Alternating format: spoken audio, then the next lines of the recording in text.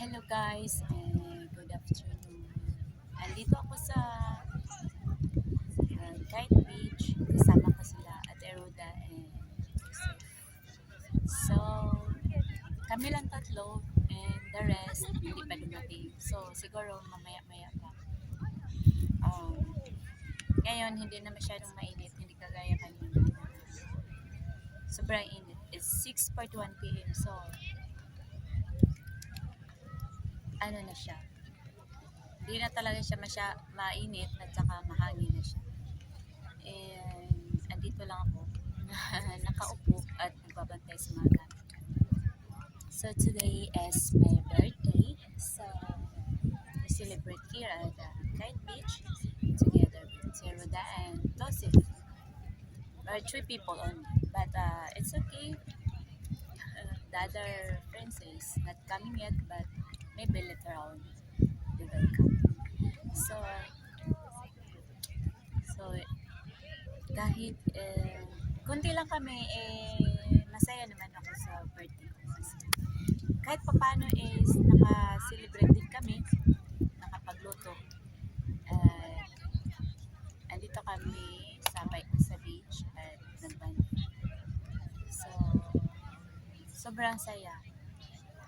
And thankful din ako sa husband ko na may secret pala sila ni Ate Roda, yung friend ko, na i-surprise ako. And hindi ko naisip. As in, kasi na-surprise din ako. Kasi may pa-surprise pala sila sa akin. And thank you to my husband na hindi niya ako nakalimutan. So, kahit malayo man ako, nandito ako sa Dubai. So, may pinunsyaba siya na friend ko para ibigay yung special gift na gustong ipaabot ng asawa. So, thank you so much to my asawa ko kasi nakarating dito sa Dubai. So, ayun, ipakita ko sa inyo kung ano ang binigay niya sa akin kanina. At na-shock ako kasi sinabi niya Roda na ito yung binibigay niya sa aking birthday. So, pakita ko sa inyo. So, ito pala yung binigay niya. Oh, take to. So, take to tayo. Ito pala yung binigay niya. Ito yung flower. At hindi ako nag-expect na siya yung nag-isip niya. And ano, first time ko lang nakatanggap. Diba? Matagal na kami mag-asawa. Ilang years, 12 years. Pero ngayon lang ako nakatanggap ng flowers na binigay niya. Pero inabot niya sa friends ko. Kahit malayo man kami, pero pa rin kami nagko-communicate para sa isa't isa. So, 2 years and 7 months na ako dito sa still our relationship with my husband is still growing. And the chocolates and so na-appreciate ko kahit malayo ako. Nakailang birthday na ba ako dito? Pangatlo na to, pero ngayon lang siya nag-isip na bigyan. Hindi ko alam kung anong naisip.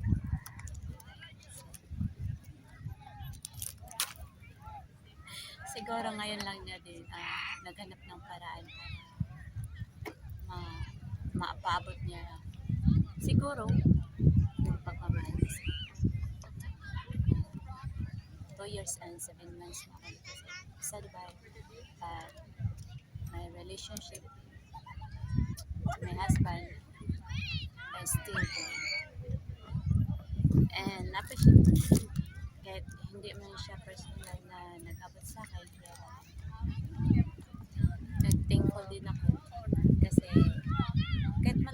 siya. Kinontsaba niya yung friends ko na bigyan bigyan ako ng chocolates at napaabot ng dahil sa friend ko. And na-surprise ako, na-shock ako kasi hindi ko akalain na sa birthday ko is binibigyan ako na ganito in my whole life. So, na-appreciate ko yun. Na-appreciate ko yun guys kasi sa tagal namin ngayon lang niya. Hindi naman. Dati binigyan man niya ako ng damit tuwing December yun. Pero ngayon kasi birthday ko. Parang naalala ko. Hindi, damit lang eh. Kasi binibigyan niya ako dati damit. Pero kasi ngayon, appreciate ko talaga kasi siyempre, gusto natin mga girls, diba? Yung flowers and chocolates, diba? Yun naman din yung gusto natin. Naibigay. Na ipaabot niya ng dahil sa friends na si Ate Roda. At kahit friend ko si Ate Roda, hindi yan nagsasabi sa akin na talagang sinikret pa niya para ma-surprise din. At saka thankful din ako din sa friend ko na si Ate Roda na sinabi ko na pwede bang mag-birthday ako at saka magluluto ako ganun. Sabi niya okay, walang problema.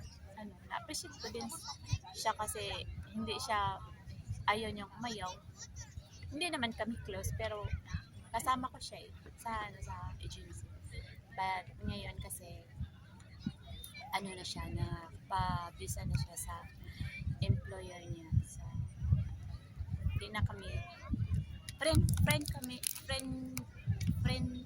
pero hindi na kami kasama sa isang agency. Hindi kagaya dati. Kasi bago lang siya pumala sa agency namin kasi nagpa-on visa na siya sa So, thank you so much to my husbands. At na-appreciate ko yung kahit malayo ako, na-appreciate ko yung care mo at love mo sa akin. Kahit malayo tayo sa isa't isa. Hoping so na makasama tayo at hindi na ako lalayo sa inyo. But now,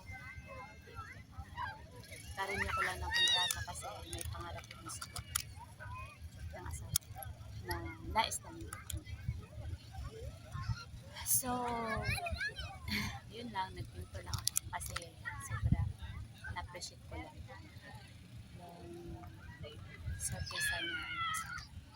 Thank you so much sa my husband sa binigay niya at meron ding binigay si Ate Roda na gift para sa akin. Hindi ko alam kung ano pero mamaya ko natutunan. Ang binuksan ko muna yun sa husband. So thank you so much husband, I love you more and hindi tayo magbabago para sa pangarap natin at para sa